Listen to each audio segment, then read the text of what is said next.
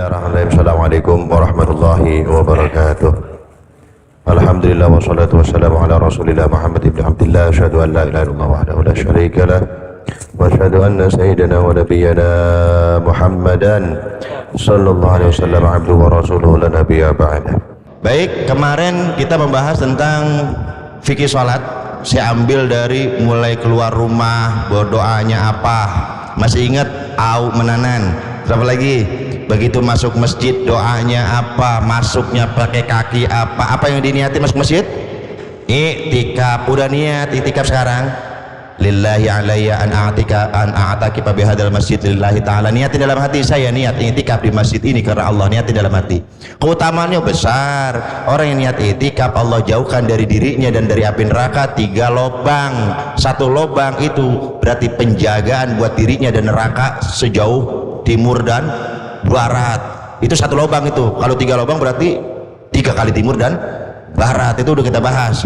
Nah, sekarang pembahasan kita setelah kita masuk masjid niat i'tikaf, maka kita melakukan sholat tahiyatul masjid. Tahiyah artinya penghormatan, masjid artinya masjid. Satu-satunya rumah yang pakai tahiyah, istana presiden yang katanya megah banget, gede banget, apa kudu di sana pakai sholat? Oh kagak, masjid doang yang pakai tahiyatan, yang pakai penghormatan, dinamakan dengan tahiyatul masjid. Dalam sebuah hadis yang diriwayatkan oleh Imam Bukhari dan Muslim, an Abi Qatadah radhiyallahu anhu qala Rasulullah sallallahu alaihi wasallam, "Idza dakhala ahadukumul masjid falyarka rak'ataini qabla ay yajlisa." Kalau kalian masuk ke dalam kalau kalian masuk ke dalam masjid, jangan buru-buru duduk sebelum kalian sholat 2 rakaat. Itu dalilnya sholat tahiyatul masjid. Hadis riwayat Imam Bukhari dan Imam Muslim. Kemudian pertanyaannya, berapa jumlah rakaat tahiyatul masjid? Ini kan kita ngomong mazhab kita aja dulu deh ya. Mazhab Syafi'i kan kita ya. Mazhab Syafi'i kan berapa rakaat? 2. Kata siapa? Tuh kan belagu banget. Nyo kita bongkar. Kita bisa lihat dalam kitab Al-Fiqhul Islam, Al-Fiqhu ala Madhahibil Arba'ah, Syekh Abdurrahman Al-Jaziri, juz 1 halaman 286. Idza dakhala al-musalli masjidan fa innahu yusannu lahu ay yusalli rak'ataini bi niyatin tahiyatil masjidi wa lahu ay yazida ma syaa bi hadhihi niyyati bi ittifaqi Syafi'iyyah wal Hanabilah. Dalam madhab Syafi'i, madhab kita, wal Hanabilah dan madhab Imam Hambali, madhab sebelah, itu mereka mengatakan jika orang sholat masuk masjid, jika orang masuk masjid kemudian dia sholat, maka disunnahkan baginya sholat sunnat tersebut 2 rakaat dengan niat tahiyatul masjid. Dan dia madhab Syafi'i dan madhab Hambali, dan orang yang sholat tersebut boleh menambah sesuka hatinya. Jadi ada jumlahnya? Nggak ada. Minimalnya berapa? Banyaknya berapa? Bebas. Madhab siapa itu? Madhab siapa itu Syafi'i? Berarti madhab kita dongannya. Baru tahu ternyata kita. Terus kita mau ngotot-ngotot, bayang apa lu? Tahiyatul masjid kan tadi udah 2 rakaat. Wah lu bidah, lu yang bidah. Makanya ngaji. Kalau ngaji wawasan jadi luas, jadi nambah. Madhab Syafi'i, madhab Hambali itu minimalnya 2, banyaknya tidak terbatas. Kemudian Al-Hanafiyatu qalu, sedangkan dalam madhab Imam Abu Hanifah, kita buka wawasan kita walaupun bukan madhab kita, jangan nyebrang nanti ya, jangan tertalfik. Saya lagi ngebongkar jamaah nih supaya wawasannya tuh nggak beku. Jadi itu aja, mending banyak itu doang lagi, ngotot lagi. Orang kita tuh gitu tuh ya, taunya cuman itu, ngototnya gede banget, padahal ilmunya tahu mah kagak. Pokoknya rasaan gua mah begini aja, perasaan. Ibadah pakai perasaan, berantakan ibadah kalau pakai perasaan. Pakai ilmu ibadah mah bukan pakai perasaan. Wal Ahnafiyatu qalu, sedangkan dalam madhab Imam Abu Hanifah dikatakan tahiyatul masjid rakaatan. Salat tahiyatul masjid dalam madhab Imam Abu Hanifah itu jumlahnya 2 rakaat. Au arba'un, maksimal 4. Wahiyya afdalu minal itsnaini, 4 rakaat lebih afdal dari 2. Wa la yazidu ala dzalika bi niyatin tahiyatil masjid, nggak boleh lebih dari 4 untuk sholat tahiyatul masjid. Itu mazhab siapa barusan? Hana. Ngomong dong, mazhab siapa barusan? Ini supaya lisannya enak ngomong. Dalam mazhab Syafi'i dan Hambali bukan enak ngomongnya, minimalnya 2 bro, maksimalnya terserah ente dah mau berapa juga. Kalau mazhab Hanafi tuh kan ngomong enak, minimalnya 2, maksimalnya 4. Mazhab siapa itu? Nah gitu. Al-Malikiyatu qalu, sedangkan dalam mazhab Maliki mereka berpendapat tahiyatul masjid rakaatani biduni ziyadah. Dalam mazhab Maliki salat tahiyatul masjid jumlahnya 2 rakaat, nggak boleh ditambah. Kita bikin ringkasan. Mazhab mazhab Syafi'i dan mazhab Hambali minimal 2, banyaknya bebas. Mazhab Hanafi minimalnya 2, paling banyaknya 4. Mazhab Maliki 2 doang, jangan pakai ditambah.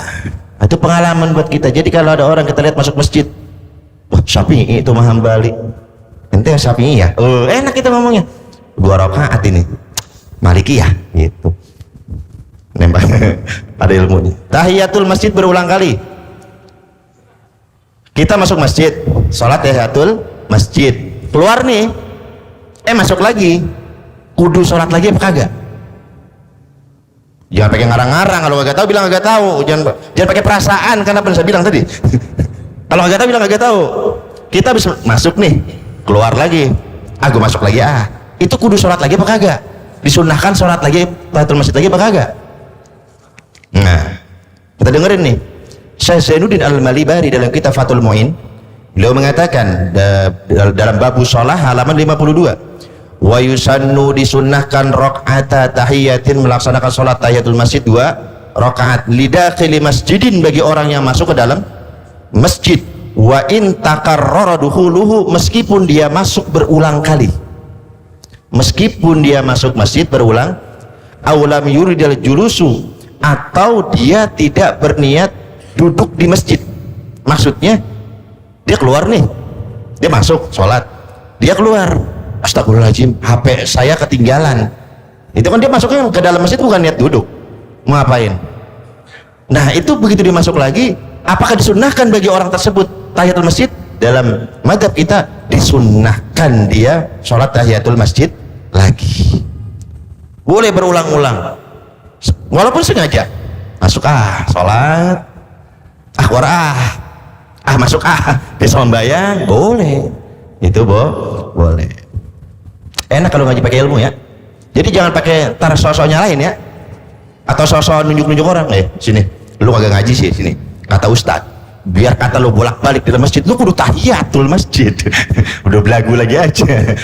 Ya enggak. Jadi pengalaman buat kita, kalau kita rasaan lagi pengen, kan tahiyatul masjid itu enggak ada larangannya. Habis sholat subuh ada larangan? Nggak boleh kan? Sholat sunat pada subuh, pada asar ada? Nggak ada kan? Haram kan hukumnya? Itu tidak berlaku bagi orang yang sholat tahiyatul masjid, karena dia mempunyai sebab. Kita nih lagi kangen banget sama sembahyang, gue pengen bawaannya pengen sembahyang mulu, tapi habis subuh lagi bagaimana ya? Gue masuk aja ke masjid, sembahyang apa lu? Tahiyatul masjid. Tahiyatul masjid kenapa diperbolehkan, tidak dibatasi oleh waktu? Sebab dia mempunyai sebab. Udah kita bahas dulu. Bagaimana niatnya? Usolli sunnata tahiyatil masjidi rakaataini lillahi ta'ala. Saya suruh ulangin lagi, keder. Udah pakai bahasa Indonesia aja. Saya niat sholat tahiyatul masjid, kalimat 2 rakaat mustaqbilal kiblah, sunnah, itu enggak wajib. Dalam sholat fardu yang wajib kita niatkan cuma 3, usolli, fardo, sama sholatnya. Ntar kita bahas, belum nyampe bab niat. Pokoknya seru dah bab sholat mah dah. Ya, gitu. Bagaimana niatnya tadi? Saya niat sholat sunat tahiyatul masjid. nggak ada berjamaah. Mumpung gue lagi semangat ya kita berjamaah lah ini. Apa hukumnya misalkan? Oke, nggak apa-apa dah. Mumpung saya terlanjur ngomong, apa hukumnya sholat sunat kayak begituan tuh, kayak qobliyah, ba'diyah, tahiyatul masjid diadakan berjamaah? Ada nggak pernah di sini qobliyah berjamaah? Ayo, ngapain? Qobliyah? Lah, udah berjamaah udah nggak apa-apa. Pernah nggak ada kan? Aneh kan? Kita tanya apa hukumnya? Boleh, tapi nggak ada pahala berjamaah karena hukumnya makruh, nggak ada contohnya. Kalau dibilang boleh, boleh. Kalau dapat pahala jamaah, nggak dapat. Paham? Nah, tapi jangan pakai so-soan biar kata nggak. Wah, yang penting orang kita makan pokoknya yang heboh-heboh dibikin aja. Jangan. Ini sekedar pengetahuan. Terus apa yang kita baca? Salat tahiyatul masjid. Gitu kan, wa ayyaqra fi awwali rak'atil fajri wal maghribi wal istikharati wa tahiyatil masjidi qul ya ayyuhal kafirun wa fi thaniyatil ikhlas. Orang yang melakukan salat 2 rakaat, salat qabliyah subuh, maghrib, salat istikharah minta petunjuk, kemudian tahiyatul masjid, maka ayat yang kita baca ayat kesayangan kita. Iya, idola kita. Surat apa itu? Surat Yaqul. Qul ya dan Kulhu, itu surat Yaqul itu mulu. Padahal meningkatin apa dikit. Ini mumpung ini mah emang ini. Kalau ini mah, Ustadz boleh nggak baca Yasin? Tidak. Terserah. Kalau mau mah. Dah kita mah pokoknya sholat apa ge? Pasti itu dah. Sholat apa aja pasti itu. Kayak gitu ya. Sholat kuliah dan Kulhu. Bisa. Oh, lanjut aja. Kemudian, apakah setiap orang yang masuk ke masjid harus mengerjakan sholat tahiyatul masjid? Mesti dengan sholat tahiyatul masjid? Apa bisa gugur sama sholat yang lain? Gitu. Apa nggak boleh diganti ini sholat tahiyatul masjid? Apa boleh dengan sholat yang lain? Jawabannya adalah boleh. Ini bisa dilihat dalam kitab Al-Fiqhul Manhaji ala madhabi al-Imam Syafi'i juz 1 halaman 215. Wa tahsulut tahiyyatu bil fardi. Orang yang masuk masjid kemudian dia nggak keburu ngerjain sholat tahiyatul masjid karena jamaah udah didirikan, kemudian dia langsung bergabung ikut sholat berjamaah, maka dia telah menggugurkan tahiyatul masjid. Karena hadis Bukhari Muslim tadi, apabila kalian masuk ke dalam masjid jangan duduk sebelum sholat 2 rakaat. Rasulullah nggak nentuin jenis sholatnya, pokoknya jangan duduk sebelum sholat. Jadi kalau ditanya sholat apa, apapun, sholat apapun, termasuk sholat fardu, termasuk sholat qobliyah, ntar kita bahas. Au bi ayyi naflin akharin, atau bisa gugur bukan hanya dengan sholat fardu, dengan sholat sunnah-sunnah yang lainnya. Li'annal maqsuda alla yubadiril insanu al julusa fil masjidi bi ghairi sholatin, karena tujuan utamanya ialah agar seseorang jangan buru-buru duduk di dalam masjid sebelum dia melakukan sholat. Nah, pernah dengar istilah tasyrikun niyah? Apa itu tasyrik? Tasyrik artinya penggabungan. Niat artinya niat. Satu sholat tapi niatnya double. Pernah ngaji nggak ini? Sholatnya satu yang dikerjain. Nah, ini kode udah ya. Kode. Dikit lagi. Sholatnya satu, niatnya double. Boleh, boleh. Asal sejenis sholatnya. Contoh, kita masuk nih, habis azan. Kalau udah azan itu biasanya orang yang ada di masjid sholat apa? Kayak kita nih, qobliyatul isya ya kan? Qobliyah isya. Ini kita datang nih. Kalau saya ngerjain tahiyatul masjid baru qobliyah, keburu sembahyang. Jadi bagaimana? Gua gabungin aja sekalian. Qobliyah di dalamnya sama sholat tahiyatul masjid. Itu disebut dengan tasyrikun niyah, menggabungkan niat. Masalah ini saya sempat nanya ke guru saya, Kiai, saya paham masalah tasyrikun niat ini, menggabungkan niat, insya Allah saya paham. Yang jadi pertanyaan saya, di kitab apa, di kitab mana yang membahas niat secara rinci? Kan boleh nih menggabungkan niat, boleh. Niatnya bagaimana?